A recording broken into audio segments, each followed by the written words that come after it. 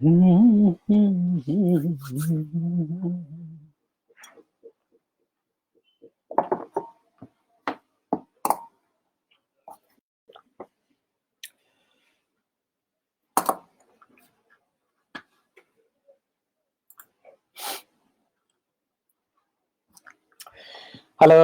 नमस्कार। इसकी तारीख क्या हो गई? हाँ, दिन पे दिन बीतते जा रहे हैं और आज का दिन थोड़ा टफ रहा। करेंगे बात उसके बारे में। बट स्वागत है आप सबका कॉन्शियस पेरेंटिंग सेकंड डे। और आज जैसा मैंने बोला कि आज हम बात करेंगे आप किस तरह के पेरेंट हैं। थोड़ी झलक आपको दिखाने की कोशिश करूंगा। आप लोग खुद से पहचाने कि आप कौन सी स्टाइल को फॉलो करते हैं। बाय द वे, ये जो हम अभी शुरुआत की बात कर रहे हैं इसमें हम बात करेंगे। देखिए, हमारी ट्रेनिंग में अक्सर हम लोग क्या बताते हैं कि आप गलत चीजों को पहले अगर समझ लें तो सही अपने आप समझ में आने लगती है। तो मैं गलत से शुरुआत करता हूँ कि फॉल्टी पेरेंटिंग के टाइप्स क्या होते हैं, राइट? तो types of faulty parenting on the 4th May episode with all of you. तो एक जो पहला प्रकार है प्राणी का, हाय राकेश, हाय राजीव जी, ये पेरेंटिंग में वो है over sensitive and irrational parent. अभी एग्जाम्पल के बच्चे से इतना अटैच्ड होना, too much attached, very very sensitive. मतलब यहाँ तक कि बच्चा अगर, खासकर पहले बच्चे में, अगर बच्चा थोड़ा रोया भी तो एकदम परेशान हो जाना। बच्चे को इंजेक्शन लगते हुए, हाय मंथन, हाय दुर्गेश जी, बच्चे को इंजेक्शन लगते नहीं देख पाना। अगर डॉक्टर ने बोला ब्लड टेस्ट कराना पड़ेगा तो ब्लड टेस्ट, मतलब वो ब्लड टेस्ट नहीं, वो उनको लगता है पूरी एक बॉटल ब्लड निकलने वाली है। आंख बंद कर लेते हैं। डॉक्टर कई बार ऐसे पेरेंट्स को बोल देता है बाहर चले जाइए, आप नहीं रहिए। बच्चा ठीक ठाक हो सकता है छोटी सी चोट से, लेकिन वो जो ओवर सेंसिटिव पेरेंट्स होते हैं, उनका जो ड्रामा होता है, बट ये ज्यादा पहले वाले में होता है, दूसरे में कम हो जाता है।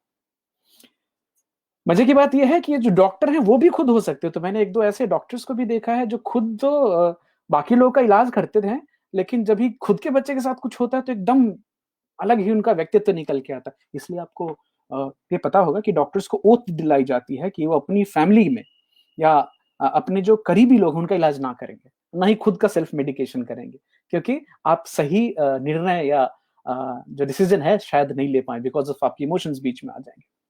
तो ये पहला था, ओवर सेंसिटिव या irrational parent. By the way, these are faulty parenting techniques. आप में से कोई है ऐसा जो अपने बच्चों को देख के एकदम छोटी सी चोट देख के बहुत परेशान हो जाने वाले? तो आप खुद को पहचान सकते हैं इससे। हैविंग रॉन्ग नोशन और फिक्स्ड आइडियाज। हाय रोजी। अब रॉन्ग नोशन या फिक्स्ड आइडियाज फॉर व्हाट? मान लीजिए ये अक्सर देखा जाता है कि बच्चे को पेडिट्रिशियन के पास ले जाते हैं और बोलते हैं मेरा बच्चा तो खाता ही नहीं बिल्कुल। और डॉक्टर उनको चेक करता है, वजन बराबर, हाइट बराबर, बच्चा ग्रो हो रहा है, सब ठीक ठाक है, फिर भी पेरेंट को समझाओ, डॉक्टर के सामने समझ जाएंगे, वापिस आएंगे, बच्चे को फिर ठूस ठूस के खिलाना चालू। तो उनकी जो पता नहीं क्या नोशन है कि बच्चा एकदम गुब्बारे जैसा फूला हुआ होना चाहिए। हाय मिश्रा जी, हाय अंचल, थैंक्स फॉर ज्वाइनिंग। और जिस बच्चे को ऐसे, मान लो माँ या बाप में से कोई एक मिल गया तो चलता है, जिनके दोनों मिल गए, ओह। तो हैविंग रॉन्ग नोशन और फिक्स्ड आइडियाज अबाउट एनीथिंग, और उसको बच्चे के ऊपर में लगाते रहना है। ओवर प्रोटेक्टिव पेरेंट, ये शायद हमारे में भी हो सकता है। मतलब ऐसा है कि बच्चे को चोट लग गई, डॉक्टर के पास ले गए हैं, डॉक्टर ने, बच्चा 10-12 साल का हो सकता है, अरे चोट कहाँ लगी बताओ। तो बच्चा चोट कहाँ लगी वो बताए उसके पहले ये बता लेते, इनको यहाँ पे दर्द होता है, बताने दीजिए उसको। दर्द तो उसको हो रहा है, महसूस वो कर रहा है। तो तो मंथन, क्या ये ओवर सेंसिटिव या इरेशनल वाले कैटेगरी में जाती है? अनल, मैं समझ सकता हूँ कि अगर प्रीमैच्योर बच्चा हो जाए तो माँ का तो और भी, क्योंकि आप समझ सकते हैं कि इतिहास में जितने हमारे लाखों साल की जो जर्नी है उसमें बहुत सारे प्रीमैच्योर बच्चे नहीं सरवाइव कर पाते हैं। तो जहां बच्चा थोड़ा कमजोर हो तो माँ बाप तो बहुत ज्यादा वरीसम हो जाते हैं, right? But thanks for sharing your example. तो ओवर प्रोटेक्टिव पेरेंट्स मतलब दर्द भी बच्चा बता नहीं सकता, वो पेरेंट्स ही बताएँगे कि इसको पेट में क्या तकलीफ हो रही है। सिम्पटम भी नहीं बताने का उसको चांस मिलता है। हाय शिल्पे जी, हाय पुष्कर भाई। अब जैसे मान लीजिए बच्चे की स्कूल की पिकनिक ट्रिप जा रही है, तो उसमें ये ओवर प्रोटेक्टिव पेरेंट्स जो हैं वो रिक्वेस्ट करेंगे, क्या हम पेरेंट्स में से कोई एक जा सकता है? अब बच्चों का पिकनिक ट्रिप है, हमने भी किया हुआ है। और ऐसे पेरेंट्स के बच्चे तो फील्ड ट्रिप पे जा ही नहीं सकते। अगर रात भर ठहरना हो, कैंसल, हमने किया हुआ है। हमने कैंसल किया है। अदिति हमें कभी माफ नहीं करेगी। अदिति की, और ये हम 10th की बात कर रहे हैं, कि अदिति के सबसे जो क्लोज़ फ्रेंड है, साथ में पढ़ते हैं, उस बच्ची ने आके मुझे कितना 1 घंटे समझाया था। एकदम वकीलों वाले सारे दलील दिए, हमने एक बार ना, ये बच्चा नहीं जा सकता। गए, बाकी बच्चे गए। कैंप में गए, एन्जॉय करके आए, कुछ नहीं हुआ। बाद में अब अदिति माफ करना, वो कोर्स अभी ये बाद में हुई। तो नैनो के चांसेस बढ़ जाएँगे जाने के, दैट्स फॉर श्योर। अब ऐसे जो ओवर प्रोटेक्टिव पेरेंट्स होते हैं ना, तो इनके जो बच्चे हैं, वो डिपेंडेंट रह जाते हैं हमेशा। वो खुद के जो निर्णय हैं, वो नहीं ले पाते और पूछने आएँगे, क्या करना है? और उनकी जो सेल्फ कॉन्फिडेंस होती है ना, वो कम हो जाती है। क्योंकि हर चीज़ में पूछने की आदत है, हर चीज़ में क्या कहेंगे पापा, क्या कहेंगे मम्मी, वो पूछने की आदत। Too much possessive and restrictive. तो मंथन, आपने एक बार ये अनल को ये भी एपिसोड मैं लिंक भेजूँगा, वो दिखाइएगा ज़रा। शायद कभी-कभी ना हम अपनी जो खुद की बिहेवियर है ना, वो तो हम देख ही नहीं पाते ना, वो मछली और पानी वाला सीन है। तो कोई आईना दिखाए, कोई बाहर से बताए, या ऐसे ही रैंडमली आप बोलें तो हंगामा हो सकता है, बट शायद बाहर वाले की बात सुन के थोड़ा चमक आ जाए। एक ये फेवरेट टाइप है। चौथा, ये रिजेक्टिंग पेरेंट्स। रिजेक्टिंग पेरेंट्स मतलब ये किसी भी बिना कारण के भी बच्चे का मज़ाक उड़ा सकते हैं। बच्चे की गलती हो ना हो तो भी पब्लिक में भी उसको पीट सकते हैं, धो सकते हैं, उनका अधिकार है। चाहे बच्चा 12वीं में पढ़ता हो तब भी धो सकते हैं, बड़े के सामने, पब्लिक के सामने धो सकते हैं। अ, ऐसे स्टेटमेंट भी आप सुन लेंगे कि तू हमारे खानदान पे धब्बा है, तू कुछ नहीं कर सकता, तू निकम्मा है, तुम्हारी वजह से मुझे शर्म आती है, मैं सोसाइटी में क्या मुँह दिखाऊँ, तू मर क्यों नहीं जाता? ऐसे भी बोल देते हैं। तो ये रिजेक्टिंग टाइप के पेरेंट्स हैं। आप में से ये इसमें हाथ उठा के मत बताइए कि आप में से कौन अपने बच्चे को ऐसा बोलता है, लेकिन अगर आपने किसी को ऐसा देखा है तो बताइएगा। हमने देखा है गाँव में 2-4 इस तरह के लोग जो पुष्कर विशाल जी विजय हो, आपकी भी जय हो, विजय हो सर। 5वीं category, over emotional parents. Over emotional मतलब जो अपने जो टैंट्रम्स है ना, वो इतने घर में दिखाते हैं, इतने टैंट्रम कि बच्चे भी वो टैंट्रम बाहर निकलने पे अपने दोस्तों के बीच में टेम्पर टैंट्रम्स दिखाते हैं। उनकी हर जो चीज़ है ना, वो पूरी होनी चाहिए। अगर नहीं पूरी हुई दोस्तों के बीच में भी, तो अ, टाइम वेस्ट करेंगे, ग्रुप में मिल-जुल नहीं पाएँगे। ऐसे लोग अपने एज पीयर ग्रुप में भी उनको एक्सेप्टेंस नहीं मिलती है। जहाँ पे पेरेंट्स बहुत ओवर इमोशनल सीन दिखाते हैं।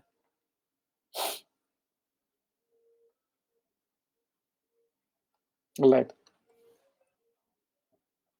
अब एक छठी प्रकार है, जो है अल्कोहलिक पेरेंट्स, जिनके यहाँ रोज़ रात को चलती है।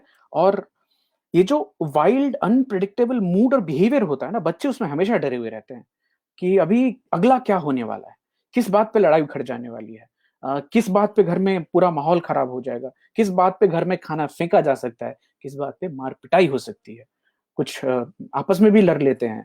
तो बच्चे इन पेरेंट्स के साथ ना, उनको कभी भी सेंस ऑफ सिक्योरिटी फील नहीं होती। वो डर लगा रहता है, एक भय रहता है कि क्या होगा? तो अ, अल्कोहलिक टाइप ऑफ पेरेंट। 7वां प्रकार, डिवोर्स्ड पेरेंट्स। तो जिन्होंने या तो तलाक ली है, या तलाक हो चुके हैं, या होने वाला है, बच्चों के लिए एक शॉक होता है कि उसके माँ-बाप चाहे जैसे भी हों, अगर अलग होते हैं ना, तो एक शॉकिंग होता है। कई जगह थेरेपेटिक भी होता है कि बच्चे बाद में उस टॉक्सिक माहौल से निकल के एक नई ज़िंदगी भी देख पाते हैं। तो मैं कोई जजमेंट नहीं दे रहा हूँ। बट इसमें अक्सर देखा गया है कि अ, बच्चों को एज़ अ हथियार इस्तेमाल किया जाता है। 2 की लड़ाई के बीच में बच्चे को आगे, और बच्चा हमेशा ये ज़िंदगी भर एक काइंड ऑफ स्टिग्मा में रह जाते हैं। शॉक तो रहती ही है। हालाँकि आजकल ये बहुत कॉमन है तलाक, तो इसमें एक ही चीज़ जो साइकोलॉजिस्ट लोग बोलते हैं कि आप दोनों चाहे अपनी जितनी भी मतभेद की वजह से तलाक हुआ हो, लेकिन एक अच्छे दोस्त बने रह सकते हैं, क्योंकि आपको ज़िंदगी में भी ये पैरेंटिंग जो भले आप तो अलग हो गए, लेकिन आपको एज़ अ पैरेंट तो आपके जो दायित्व हैं, जो वो करने पड़ेंगे। और 8वां प्रकार जो कि ज़्यादातर इंडियन पेरेंट्स में देखा जाता है, परफेक्शनिस्ट या एकदम ओवर कॉन्सेंट्रियस। मेरा जो बच्चा है, ये इसकी कपबोर्ड देखो, इसकी किताबें देखो एकदम शाइन, इसकी यूनिफ़ॉर्म देखो। उनको हर चीज़ लाइफ़ में परफेक्ट चाहिए, आमिर खान टाइप के। आमिर जी बुरा मत मानिएगा, बट आप 10 टेक लेते हैं और डायरेक्टर्स के लिए कभी डिस्टर्बिंग हो जाता है।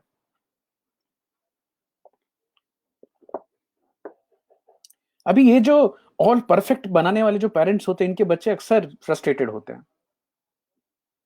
वेरी फ्रस्ट्रेटेड होते हैं टू द एक्सटेंट कि वो माँ-बाप का जो परफेक्शन है उसका आइडिया का बदला कैसे चुकाते हैं? तो तू जो करने बोला मैं करूँगा ही नहीं। इसको पैसिव एग्रेशन भी बोलते हैं कि कुछ एक तो है एक्टिव एग्रेशन कि आपको गुस्सा आया तो आपने सामने बोल दिया, ऐसा है। और जो पैसिव एग्रेशन है ये ज़्यादा खतरनाक है। वो आदमी मन ही मन बोला अच्छा, मैं बाद में बताता हूँ तेरे को। और ये बाद में बताने वाला ये खतरनाक होता है। तो ये 8 प्रकार थे फॉल्टी पैरेंटिंग के। अभी आपके दिमाग में चल रहा होगा तो भाई ये सब फॉल्टी पैरेंटिंग है तो कुछ है जिसको मैं करूँ कि अवॉइड कर सकूँ इसको? तो कुछ मैं टिप्स नहीं है, ये लिंक शेयर कर दूँगा। तो अक्सर ना हम अपने बच्चे के दिमाग को नहीं समझ पाते हैं, कि उनके दिमाग में चल क्या रहा है, उनका व्यू पॉइंट क्या है किसी लाइफ़ में, किसी चीज़ के ऊपर में उनका क्या सोचना है, ये नहीं समझ पाते।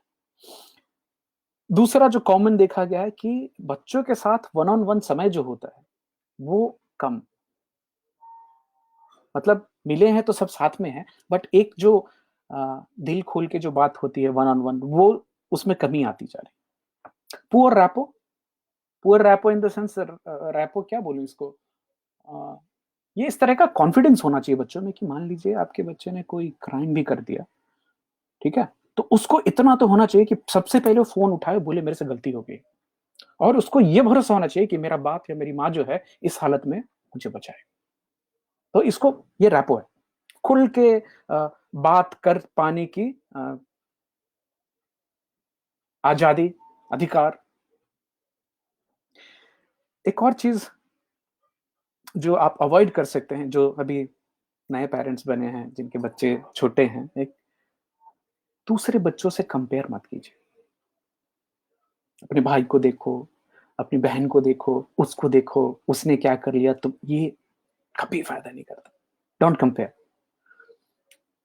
क्वेरलिंग, लड़ाई-झगड़े जो होते हैं, तो जब भी माँ और बाप लड़ रहे होते हैं, बच्चों की हालत बहुत खराब होती है। वो कभी भी उनको एक तो अब देखिए मतभेद होना सही बात है, लेकिन अगर आपके बच्चे समझदार हो गए हैं और आपकी दोनों में लड़ाई हो रही है, तो बच्चे भी बैठ कर के एक निर्णय आपको दे सकते हैं। तो कभी सद्गुरु तो एक्चुअली बोलते हैं कि अगर 12-13 साल का आपका बच्चा है और उसको रिस्पॉन्सिबिलिटी देना चाहते हो, तो उसके हाथ में पूरे महीने का पैसा दे दो। बोलो कि चल बताओ कैसे करना है। एक इंटरेस्टिंग चीज़ बताऊँगा, हमारे यहाँ जो फ्लैट स्क्रीन टेलीविज़न आता है ना, वो हमने कुछ 3 साल पहले खरीदा। उसके पहले तक हमारे पास वो सोनी ट्रिनिट्रॉन वाली टेलीविज़न बॉक्स वाली याद है आपको? फ्लैट टीवी वही थी। क्यों मालूम है? हम हर दिवाली में ये कोशिश करते थे कि हम खरीदें। हमें रोक कौन देता था? हमारी बड़ी वाली बेटी। क्या ज़रूरत है, उसमें टीवी नहीं दिख रहा है क्या? तो अभी तो हमने उसको क्लासिफाई कर दिया कि तू कंजूस नंबर 1 है। पॉकेट में पैसे रखेगी, खाएगी नहीं, वापिस आ जाएगी कॉलेज से बिना कुछ खाए-वाए। तो बट उसके अंदर में ये थी, ये सेंस थी कि नहीं ये फिज़ूल खर्ची क्या होती है, इसको नहीं करना चाहिए। पता नहीं कहाँ से सीखा, पूछेंगे उससे कभी। एक और जो प्रवृत्ति देखी गई है पेरेंट्स में कि आप बच्चे को जहाँ कुछ भी हल्की छोटी-सी तकलीफ हुई, दौड़ के उसकी मदद करने चले जाना। Supriya Shetty, yes, no comparison most important. ये सुप्रिया आप मैंने एक एपिसोड में पहले ही बोला था, comparison is the destroyer of Joy. आपकी कार जितनी भी लंबी हो, आपने उसको एक दूसरे की लंबी कार से कंपेयर किया, आपकी कार बकवार। और आपका घर बहुत सुंदर है, बट आपने दूसरे घर से कंपेयर कर लिया जिसका बंगलो है, हो गया आपका घर कबाड़ा।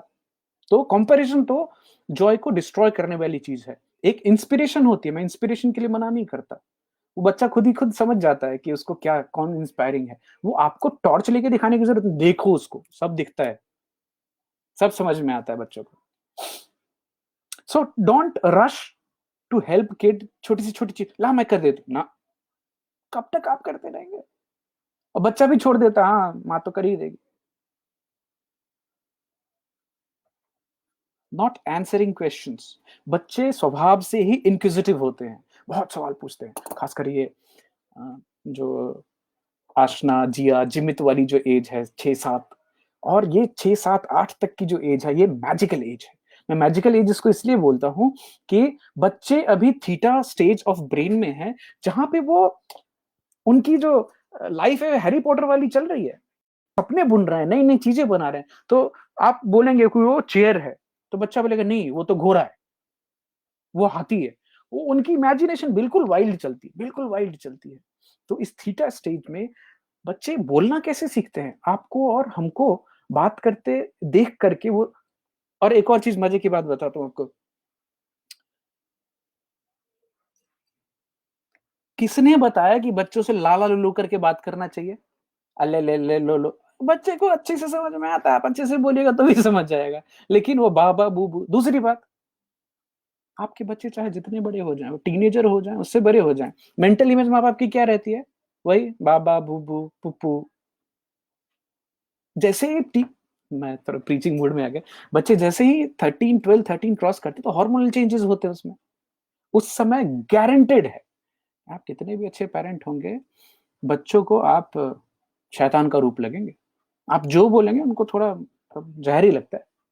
तो ये 13 साल एक शेफाली और डॉक्टर मार्क हाइमन बात कर रहे थे, तो बोले कि ये जो बच्चे होते हैं ना 12-13 साल की उम्र से 18-19 साल, जो टीनेज जो होता है ना, वो उस समय तक पूरे रेबेल के रूप में होते हैं, क्रांतिकारी होते हैं। फिर जब भी वो 20 में पहुँचते हैं तब उनको याद आता है, अच्छा मेरे माँ-बाप थे कोई। इस दौर से हम सब गुज़र चुके हैं। और आप एक और चीज़ देखेंगे, जो बच्चे होते हैं ना, वो हमेशा अपने पेरेंट्स से ज़्यादा अपने दादा-दादी, नाना-नानी से उनकी बहुत जमती है। क्यों? ये बच्चे तो हार्मोनल इम्बैलेंस से गुज़र ही रहे हैं। हमारी एज में हम भी हार्मोनल इम्बैलेंस अभी होना चालू। दादा-दादी जो हैं, वो दोनों स्टेज देख चुके हैं, तो उनको मालूम है कि हाँ, क्या-क्या नाटक होता है इस उम्र में, तो वो सॉर्टेड होते हैं। तो बच्चों की जमती बहुत है। मैं आगे के एक टॉपिक में आएँगे हम उसके ऊपर में, कि बच्चों का दादा-दादी या नाना-नानी से क्यों एकदम बहुत ही करीबी रिश्ता हो जाता है। तो हेल्प करना एकदम छोटी-छोटी चीज़ में ज़रूरी नहीं है। Worrying too much for kids future, ये तो फुल टाइम प्रोफ़ेशन होता है पेरेंट्स का। बच्चे का भविष्य कैसा होगा? राजीव जी, वो हिंदी वाली कहावत क्या थी एक बड़ी इम्पोर्टेंट? पूत कपूत तो का धन संचय, और पूत सपूत तो, पूत क्या मतलब बेटा नहीं, बेटा-बेटी दोनों, मेरी दोनों बेटियाँ ही हैं। तो अभी देखिए इसमें भी एक जो जेंडर बायस जो होता है, वो हम उनको बेटा-बेटा करके बुलाते हैं। क्यों? मुँह से निकलता है बेटा, मतलब प्यार मतलब बेटा। अच्छा प्रेशर क्या हमारे ऊपर नहीं है कि एक बेटा पैदा करने का? सॉलिड, बहुत प्रेशर। बट अभी तो पूरी दुनिया ने ये मान लिया कि अभी ये लोग कुछ नहीं करने वाले। हुँ, so don't worry too much about kids future. आप कुछ नहीं कर सकते। वो उनका कर्म, उनका प्रारब्ध, उनकी काबिलियत। आपकी क्या ड्यूटी है, हम बात करेंगे उसकी, ड्यूटी के ऊपर आ रहे हैं। आप कैसे अपनी ड्यूटी को निभा रहे हैं, और मैं भी। So not answering queries is, बच्चों इंक्विजिटिव होते हैं, उनके सवाल के जवाब ना देना। सवाल के जवाब दीजिए, बहुत सारे सवाल पूछेंगे। कोई सवाल फालतू का नहीं होता है। और मेरे सामने विज़न बोर्ड्स लगी है, जिसमें मेरा स्वास्थ्य कैसा, मेरी कहाँ घूमना है, कितने पैसे, कितना क्या चाहिए। तो ये सब मैंने जिया जिमित को दिखाया। और जिया जिमित ट्विन्स हैं, मेरे फ्लोर पे रहते हैं। और अगर सुन रहे हो आनंद भाई, कृति, तो hello and Kriti, welcome back to Vasai. तो वो भी आके देखते हैं, बोलते हैं मुझे भी ऐसी कार चाहिए, मुझे भी इतना पैसा चाहिए। मैंने उनको चैलेंज भी दिया हुआ कि कहानियाँ लिखो, एकदम फ़िक्शन वाली कहानियाँ लिखो और वो मेरे को लिख के सुनाओ। कुछ-कुछ आते हैं कभी-कभी, कोई पेंटिंग बना के लेके आते हैं। तो क्वेरी जो है, जो क्वेश्चन है, उनका सवाल भी होते हैं, बड़े इनोसेंट वाले सवाल होते हैं। तो जो भी जिनके बच्चे 5, 6, 7 साल के हैं जो सवाल पूछते हैं, इत्मीनान से जवाब दीजिए।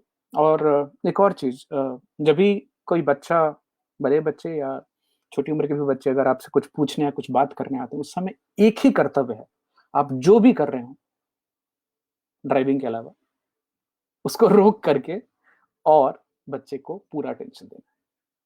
नहीं तो आप अखबार पढ़ रहे हैं और बच्चा आता है, बोलता है, "पापा, पापा बात करनी है।" आप बोलते हो, बोलो।" आधी बात सुनते हैं, आधी नहीं सुनते हैं, क्योंकि आपको तो मालूम होता है बच्चा क्या बोलने वाला है। ये रोल रिवर्सल होता है, कब? जब आप बूढ़े होते हैं और आप बच्चे को बोलते हैं, "बेटा, बेटा मुझे बात करनी है।" और बेटा भी पेपर के अंदर छुपा रहता है, बोलता हूँ, बोलो। आपके आप नहीं चाहेंगे ना आपके साथ वैसा हो। तो आप अभी अपने बच्चों को जितनी अटेंशन दे रहे हैं, आपके बच्चे भी आपको शायद उतनी ही अटेंशन रिटर्न में देंगे, जब भी आपको उनकी ज़रूरत होगी। हालाँकि ये भी एक बड़ा ही कंडीशनल लव है, बड़ा ही कंडीशनल लव है पेरेंट्स का, कि हम बच्चों के ऊपर इन्वेस्टमेंट क्यों करते हैं कि वो बुढ़ापे में हमारी मदद करेंगे। टू एंड फ्रो है, ट्रांज़ैक्शनल है। तो मैंने कल अपने दोनों बेटियाँ हैं, उनसे पूछ लिया कि ये अनकंडीशनल लव क्या होता है? तो दोनों ने बोला, "हाँ, पता है।" मतलब, "तो एग्ज़ाम्पल दो।" तो बोला, "आप नहीं समझोगे।" तो ये हमारी क्वालिफ़िकेशन है, मतलब बच्चों ने हमसे उम्मीद छोड़ दी है कि आप ये सब चीज़ें, मतलब आप तो हमेशा ज़िंदगी में ट्रांज़ैक्शन ही करते हो ना। तुम अच्छे नंबर लाओगे तो ये करूँगा, तुम ये करोगे तो मैं वो करूँगा, तुम अच्छे से पास कर लोगे तो ये मिलेगा, तुम अभी अच्छे से बिहेव करोगे तुमको वो खाने, मतलब हमेशा तो हम ट्रांज़ैक्शन ही करते हैं, प्यार कब करते हैं? तो प्यार-व्यार नहीं है, ट्रांज़ैक्शन है पूरा, फुल टाइम ट्रांज़ैक्शन। और ये पार्टी, सामने वाली पार्टी है, वो हमेशा हमारी शर्तों पे अगर काम करती रहे तो हमारा लव चालू रहेगा, है ना? आप में से कुछ लोग जो हैं, वो एकदम अनकंडीशनल लव करते हो तो बताएँ, थोड़े एग्ज़ाम्पल भी बताएँ अनकंडीशनल लव के। मेरे हिसाब से अनकंडीशनल लव एक ही इंसान में तो शायद कम ही है। जो कुत्ते होते हैं ना, dogs and pets unconditional love करते हैं।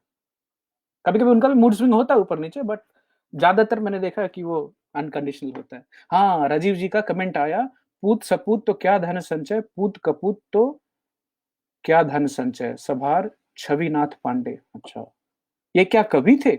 बताइएगा ज़रा। राजीव जी बोलते हैं, "बेटी को बेटी ही कहना जायज़ है।" बिल्कुल सही है। और बट ये अभी आदत हो गई, मुँह से बेटा ही निकलता है, तो अदिति को भी मैं बेटा, नैनो को भी बेटा ही बोल के बुलाता हूँ। तो आज कोशिश करेंगे बेटी-बेटी बोलने की, कॉन्शियस पैरेंटिंग ना। एक और चीज़ जो हम बड़े प्यार से और बड़े एकदम अधिकार से करते हैं, वो है imposing our own views on kids. हमारी खुद के जो विचार है ना, और जो विचारधारा है, उसको बच्चे के ऊपर, उनके लिए तो वो धर्म सत्य है, उस वही उनको मानना है, वही करना है, क्योंकि वो हमारे विचार हैं। कई बार बच्चों को ये फ्रीडम ही नहीं आ पाती कि वो अपनी व्यू पॉइंट्स डिस्कस कर सकें, शेयर कर सकें, ना? तो अपने जो विचार हैं आपके, वो उनके ऊपर इम्पोज़ ना की कोशिश करें ना करने की। ओनरशिप ऑफ चाइल्ड, ये बड़ा ही टची सब्जेक्ट है। राजीव जी बोलते हैं, mother's love is not conditional, ये कहा गया है। और राजीव जी इसमें एक और जो स्टेटमेंट है, वो आप ही बताइए, वो पूत-कपूत हो सकता है, बट माता ना कुमाता, ऐसा कुछ है, एक कविता में ही है। तो माँ का जो प्यार है वो बहुत ही दिव्य, डिवाइन, जो कितना कष्ट होता है वो 9 महीने तक एक बच्चे को लेकर के, ना उसमें खाने का मन करता है, ना सुबह-सुबह वॉमिटिंग होती है, भूख चली जाती है, मूड स्विंग्स होते हैं। अ, वो 3-4 किलो का गुई-गुई, वो 3-4 किलो का तो बच्चा होता है, उसका जो प्लेसेंटा है, जो एमनियोटिक फ्लूइड है, सब मिला-जुला करके, और गॉड फॉरबिड अगर नेचुरल बर्थ है, तो क्या दर्द होता है उसमें। तो माँ का प्यार तो अनकंडीशनल होता ही होता है। ये तो विदाउट डाउट मैं बोल सकता हूँ। हुँ, तो ओनरशिप, बट अब बच्चों की ओनरशिप, पहले तो हमने बताया कि पहले तो बच्चों को बेचा भी जाता था, माँ-बाप बेच सकते थे, आज भी बेच देते हैं। 5-6 बच्चे हैं, 2-2 3 को निकाल देते हैं कि बाकी का खर्चा, अपना खर्चा निकल सके। गरीबी की वजह से होता है, अज्ञानता की वजह से भी होता है। लेकिन आप पढ़े-लिखे हो सकते हैं, लेकिन आप इसको अपना पूरा हक समझते हैं कि आप अपने बच्चे को धो सकते हैं। और कई ट्रेनर्स हैं जिनके प्रोग्राम में मैंने सुना है कि बोले बच्चों को तो एकदम कूटना चाहिए तभी जाके अच्छे बनते हैं। ना बाबा, ये सब they are not your property. और पीटना पीटना अच्छी बात, हाथ हमने भी उठाया है। Default way of parenting. बच्चे ने टैंट्रम दिखाया, हमने उससे बड़ा टैंट्रम दिखाया। ना कि उस समय रुक करके खुद को या बच्चे को अपनी एक्सप्रेशन, मैं आगे 2-3 आपसे क्रूशियल सवाल पूछने वाला हूं, तभी जवाब दीजिएगा उसके। तो आप क्या बच्चों को पीट सकते हैं? नहीं, कानून में अपराध है, नहीं पीट सकते। तो यहां तक फैमिली में, यूएसए में बच्चे को धमकाया और एक दो थप्पड़ ऊपर लगाए, बच्चे ने चाइल्ड हेल्पलाइन में फोन कर दिया। चाइल्ड हेल्पलाइन में फोन हो गया, वीकली विजिट होती है, आके चेक करते हैं आपको पीटा तो नहीं गया है। और माँ बाप ने एक दिन झगड़े में गुस्से में बोल दिया, तू यहाँ है ना बचा हुआ, तो इंडिया चल, तेरी क्या कुटाई होगी। अल्लाह।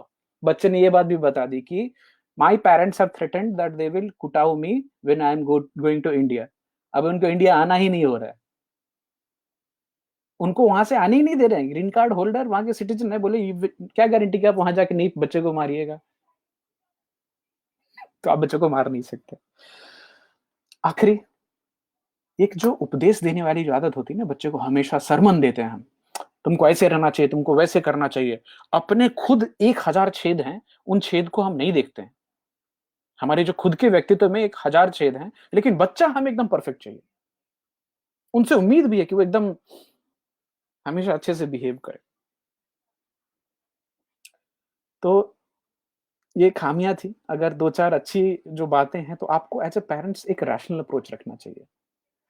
रैशनल मतलब तर्क संगत, सोचा समझा, एकदम ओवर ना ऊपर ना नीचे, बीच वाला।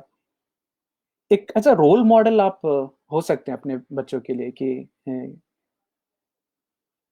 आप जो देखिए, बोलना और करना जो आप करेंगे वो ज्यादा प्रभावी होता है बच्चों के ऊपर, रादर देन कि मैं खुद ही कुछ एक ऐब है और मैं बच्चे अगर वो करे तो मैं बोलूँ ना, तो नहीं कर सकता, गलत बात है। एक चीज जो हमारी पूरी रिस्पॉन्सिबिलिटी है वो लव और कंपनी देना, एक सानिध्य देना और एक प्यार देना, ये हमारी पूरी रिस्पॉन्सिबिलिटी। ड्यूटी पे आ रहा हूँ मैं, ड्यूटी बहुत सारी है।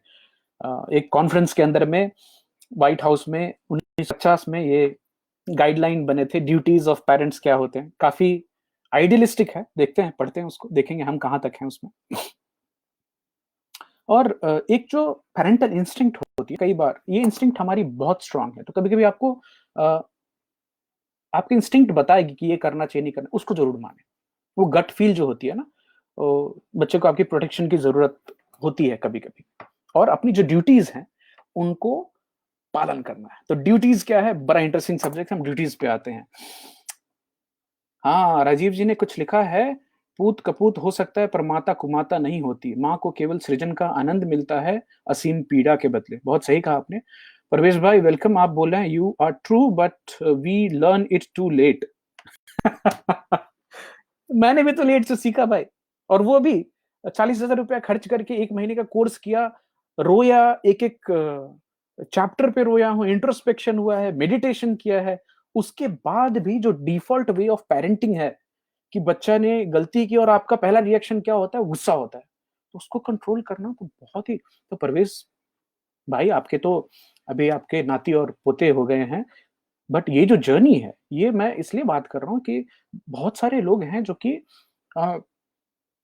नए पेरेंट्स हैं या फिर बच्चे हैं, अभी पढ़ाई कर रहे हैं, बट उनको अगर अभी से ये कुछ एक झलक मिल जाए क्या हो सकता है, तो शायद कुछ गलतियां सुधार लें। कुछ है। अब देखिए, ये कोर्स जो है कॉन्शियस पेरेंटिंग वाली, वो किसी उम्र पे भी निर्धारित नहीं है। कुछ नहीं बिगड़ा है, कुछ नहीं बिगड़ा है। आपने जो जो डैमेज किए है ना, आप अभी भी उसको कुछ हद तक सॉरी तो बोल ही सकते हैं ना, कि मैं अब कॉन्शियस। और आप में से कुछ जो लोग हैं बताएं कि अनकॉन्शियस और कॉन्शियस क्या होता है। हमने कॉन्शियस पेरेंटिंग क्यों बोला इसको, और अनकॉन्शियस पेरेंटिंग क्या होती है। राजीव जी बोले sometimes it's not happen because many times they also motivated by social conditions. बहुत ही वाजिब बात है। और ये जो है ना, एक और चीज, मर्दानगी की सेंस, बच्चों को प्यार करना, बच्चों का केयर करना ये औरतों का काम है, मर्द नहीं कर सकते। और अ, खासकर हमारे कल्चर में और हमारी जो एक तरह से बोलूँ तो ज़मींदारों वाली प्रथा है, तो वहाँ पे तो मतलब जो राजा हैं, वो कैसे अपने बच्चों को गोद में ले सकते हैं? सवाल ही नहीं उठता है ना। बिल्कुल नहीं, ये तो माँ का काम है और कुछ हद तक ये जो कमज़ोर मर्द होते हैं, वो बच्चों पे ज़्यादा प्यार, सानिध्य ये सब दिखाते हैं। ये कॉन्सेप्ट थी, जिसको हमारी जनरेशन ने तो अच्छी तरह से उसको तोड़ दिया है। तो मैं काफ़ी खुश होता हूँ, आप में से बहुत सारे लोगों को देखता हूँ कि एक जो रॉन्ग सेंस ऑफ मैस्कुलिनिटी थी, मर्द को दर्द नहीं होता वाला, वो पीछे छोड़ दिया हमने। अभी क्या बताऊँ आपको आज जो इस कोर्स के दौरान जो क्वेश्चनेयर भरे थे, वो क्वेश्चनेयर पढ़ रहा था तो बहुत रोया। कुछ चीज़ें याद आई, कुछ तो बहुत रोया। तो क्या रोना मेरी वीकनेस है ना, मेरा स्ट्रेंथ है। मैं अपने इमोशंस दिखा पाता हूँ, निकाल पाता हूँ, अंदर में भर के नहीं रखता। जब भी मन किया रोने का, रो लिया। वैसे हँसने की कोशिश ज़्यादा करता हूँ। राजीव जी बोले, "yes, felt helpless when they were doing wrong." हाँ, तो बच्चे के ऊपर में क्या चलता है वो तो एक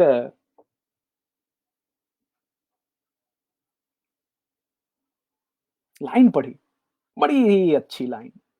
लाइन क्या है? Child's mind is like a wet cement.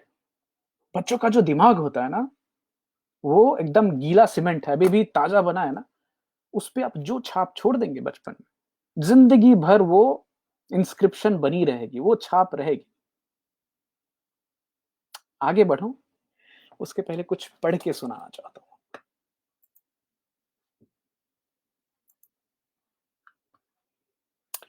यदि कोई बच्चा एक ऐसे परिवार में रहता है जहाँ पे आलोचना बहुत होती है, तो वह निंदा करना सीख जाता है। यदि कोई बच्चा ऐसे परिवार में रहता है जहाँ पे हॉस्टिलिटी बहुत ज़्यादा है, मतलब एक-दूसरे से लड़ाई, झगड़ा बहुत ज़्यादा चलता है, तो वो बच्चा लड़ना सीख जाता है। यदि कोई बच्चा इस ऐसे माहौल में रहे जहाँ पे हर बात पे उपहास होती है, उसका मज़ाक उड़ाया जाता है, तो बच्चा शर्मीला होना सीख जाता है। यदि कोई बच्चा शर्म से रहता है, बचपन में अगर शर्म से रहता है, तो वो खुद को दोषी महसूस करना सीख जाता है। यदि कोई बच्चा सहिष्णुता के साथ रहता है, कंपैशन देखता है, प्यार देखता है, तो वो धैर्य सीख जाता है। यदि कोई बच्चा एक ऐसे माहौल में रहता है जहाँ पे उसको एनकरेजमेंट मिलती है, प्रोत्साहन मिलती है, तो वो आश्वस्त होना सीख जाता है। एक कॉन्फिडेंस आती है कि हाँ, मैं कर सकता हूँ। मेरे के अंदर वो कैपेसिटी है। यदि कोई बच्चा ऐसे माहौल में रहता है जहाँ पे उसको प्रशंसा मिले, एनकरेजमेंट मिले, सही चीज़ पे, मैं फ्लैटरी नहीं बोल रहा हूँ, चापलूसी नहीं, वाजिब प्रशंसा मिले, तो वो भी सराहना करना सीख जाता है। यदि कोई बच्चा अ, एक निष्पक्षता देखता है माँ-बाप के व्यवहार में, तो वो न्याय सीख जाता है, जस्टिस सीख जाता है कि क्या जस्टिस क्या होती है। यदि कोई बच्चा सुरक्षा के साथ रहता है, एक ऐसे माहौल में जहाँ पे वो सेफ महसूस करता है, तो वो दूसरों पे भरोसा करना, विश्वास करना सीख जाता है, अपने आप सीख जाता है। यदि कोई बच्चा अ, सिक्योरिटी स्वीकृति वाले माहौल में, दोस्ती वाले माहौल में, एक खुशनुमा माहौल में रहता है, तो वह दुनिया में प्यार पाने में उसको ज़्यादा समय नहीं लगता। वो ट्रस्ट भी करता है लोगों पे, उसको प्यार भी जल्दी मिलता है। मैंने कुछ इतने निश्छल लोगों को देखा है यहाँ पे, मुंबई आने के बाद, क्योंकि हमें तो बचपन से एक माहौल जो वहाँ की थी गाँव में, वो छल-प्रपंच सब सिखाया जाता था। क्यों? क्योंकि एक इन्हेरेंट डर थी हर माँ-बाप के मन में कि हमारे बच्चे ठगे जाएँगे। ये दुनिया जो है ना, ये बहुत जालिम है, बहुत खराब है। यहाँ तक बात एक छोटी-सी बात कि आप कहीं बाहर जा रहे हो, किसी ने पूछा कहाँ जा रहे हो? तो हमें अलाउड नहीं था बताने कि हम कहाँ जा रहे हैं। शंका, क्या ओवर प्रोटेक्शन जो है देखिए नियत पे मैं बिल्कुल शक नहीं कर रहा हूँ, लेकिन आपके पास कितने पैसे हैं नहीं बता सकते। अगर आप अच्छे कपड़े पहन सकते हैं तो भी ना पहने, अलग-अलग तरह के माहौल। अभी तो मैं सुप्रिया, विकी आप लोगों की बात कर रहा हूँ, आप लोग इतने निर्मल निश्चल हैं ना, आपको हमारे गांव का एक 10 साल का बच्चा आके ठग सकता है। बट आपने वो माहौल, इतने अच्छे माहौल में आप पले बड़े हैं, इतने अच्छे, आपको लव, सिक्योरिटी, वार्मथ की फीलिंग है, आपने वो रास्ता ही नहीं देखा। छल प्रपंच क्या होता है, झूठ बोलना, पॉलिटिक्स करना, ये सब देखा ही नहीं, तो मैं बहुत खुश होता हूँ। और क्या आप सक्सेसफुल नहीं हैं? बहुत सक्सेसफुल हैं। आप अच्छा कर रहे हैं, आप, आपकी ज़िंदगी एकदम अच्छे से कट रही है, खुश हैं आप, आपके बच्चे भी बड़े हो रहे हैं उसमें। तो धारणा क्या है? आज हम बात करेंगे उसकी थोड़ी-सी। ओए! विकी लिख रहे हैं, society blames parents if their child does something wrong. Society तो हमसे बहुत कुछ कराती है, बहुत कुछ कराती है। हालाँकि विकी एक बात और बोलना चाहूँगा, ये सोसाइटी आपको सो कॉल्ड आपके अच्छे बनने पे शायद उतना ना होता है, लेकिन बुरे होने पर बहुत ज़्यादा उँगलियाँ दिखाई जाती हैं। एक और चीज़, आप स्टैटिस्टिकली जाके देखें तो खाली दुनिया में 2% लोग ही क्राइम करते हैं। Only 2% people commit crime, 98% people talk about it. ध्यान दीजिएगा इस पे। राजीव कुमार जी बोलते थे, how two child of same parent become different from each other. बिल्कुल हो सकते हैं, उसके भी फैक्टर्स हैं। अभी एक ही घर में एक बच्चा पुलिस में जा सकता है, एक बच्चा क्रिमिनल भी हो सकता है, तो उसकी अलग भी, देखिए यहाँ पे जो कनेक्शन है 2-3 आ सकते हैं इसमें, कर्म, प्रारब्ध, बहुत सारी और दूसरी चीजें भी हैं। And mostly society blame only mother for the wrong behaviour of children. ये देखिए, ये तो औरतें जो है वो दुनिया के सबसे एक्सप्लॉइटेड, होमोसेपियंस में जो औरतें हैं, मनुष्य में जो औरतें हैं, वो दुनिया की सबसे एक्सप्लॉइटेड जीव हैं मेरे हिसाब से। खाना बनाना आना चाहिए, घर संभालना आना चाहिए, बच्चे बड़ा करना आना चाहिए, क्या क्या मतलब, ये बचपन से कॉन्सेप्ट मुझे समझ में नहीं आता था। और कई बार हम अपने जो अ, बच्चे थे और दोस्त थे, तो हम बात करते थे कि ये खाली औरतों को ही सारे काम क्यों करने पड़ते हैं। अभी भी देखता हूँ गांव में कि मर्द पूरे दिन खैनी, चाय और ताश में लगे रह सकते हैं, औरतों को गाय के लिए घास भी काटना पड़ता है, गाय को खाना भी देना पड़ता है। तो ये जो डिस्पैरिटी है, ये बहुत हिस्ट्री से चली आ रही है। इसको अभी भी, आप, ये आश्चर्य की बात है कि आज के डेट में भी मर्द और औरत की सैलरी में फ़र्क होता है, बड़ी-बड़ी कंपनियों में। उसको ठीक करने की कोशिश हो रही है। आप पॉलिटिक्स देख लें, अभी एक पंचायत नाम की सीरीज़ थी जो मधु चचा ने लंदन से रिकमेंड किया था, देखिए, वो देखा उसमें, तो उसमें प्रधान है, वो मैडम है, लेकिन प्रधान पति उनकी जगह पे जाते हैं, करते हैं। और ये बहुत ही कॉमन है, बहुत कॉमन है। तो अभी देखिए, एक तरह से इसको मैं दूसरी तरह से बोलूँ कि इंडिया में आज के डेट में गाली उसी को पड़ती है जो सबसे ज़्यादा करता है, तो शायद माँ का भी वही सीन होता है। बेचारी हमेशा से इतना करती रहती है, तो गाली भी उसको ही पड़ जाती है कि देखो तुम्हारा बेटा कैसा नालायक निकला है। हालाँकि ऐसा होना नहीं चाहिए। ऑलराइट, तो हम आगे जाएँ उसके पहले एक मैंने आप सबके लिए लिंक निकाल के रखी है, जिसमें बात की गई है कि एक अच्छे पैरेंट की ड्यूटीज़ क्या होती हैं। मेरा दिमाग घूम गया वो पढ़ के। तो ज़रा आपसे बताना चाहूँगा कि एक अच्छे पैरेंट की ड्यूटीज़ में क्या-क्या चीज़ें शामिल हैं, और ये मैं लिंक शेयर करूँगा आप सबके साथ। What are the duties of parents? Duties of parents are well summarized in the following pledge to children by members of mid-century White House Conference on Children and Youth in 1950.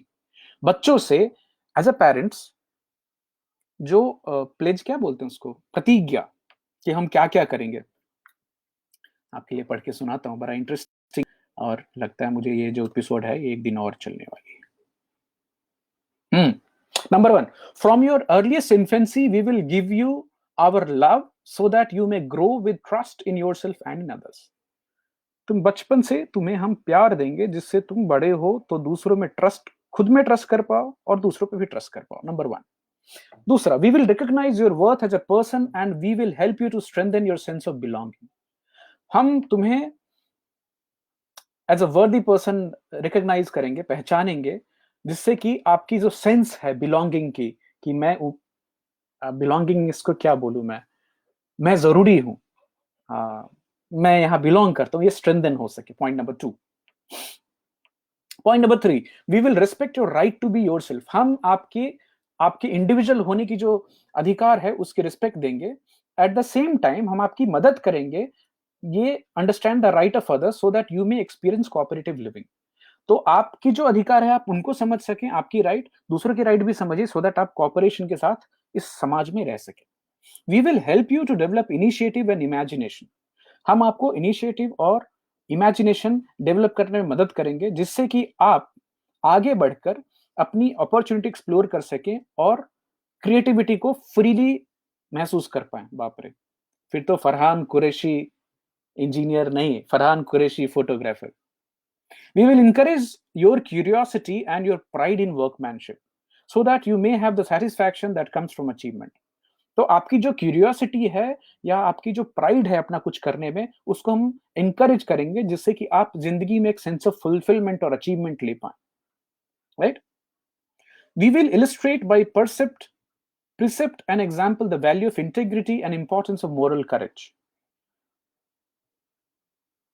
हम अपने आचरण और अपने example से आपको integrity, अक्षुण्णता सिखाएंगे और जो मोरल करेज होती है कि गलत को गलत बोलने की जो करेज है वो हम आपके अंदर लाएंगे। We will encourage you always to seek the truth.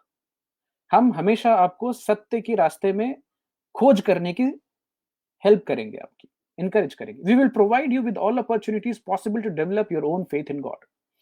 हम आपको उन सारी चीजों, उन सारी अपॉर्चुनिटीज प्रोवाइड करेंगे जिससे आप भगवान में खुद का फेथ खुद से खोज पाए। We will open the way for you to enjoy the arts and to use them for deepening your understanding of life. Art, कला के क्षेत्र में हम आपकी मदद करेंगे कि आप समझ पाएं कि आप किस कला में इंटरेस्टेड हैं और उसको इतने डीपली समझें कि आपकी जो जिंदगी की अंडरस्टैंडिंग है वो ज्यादा डीप हो सके। We will work to rid ourselves of prejudice and discrimination. हम prejudice और discrimination से अपने को दूर रखेंगे so that together we may achieve a truly democratic society. तो ये हम prejudice क्या बोलेंगे उसको? फिक्स आइडियाज कि ये जात खराब होती है, वो मजहब खराब होता है, ये सब हम आपके ऊपर नहीं डालेंगे जिससे कि हम एक अच्छी हेल्दी सोसाइटी बना सकें। We will provide you with rewarding educational opportunities so that you grow in health and strength.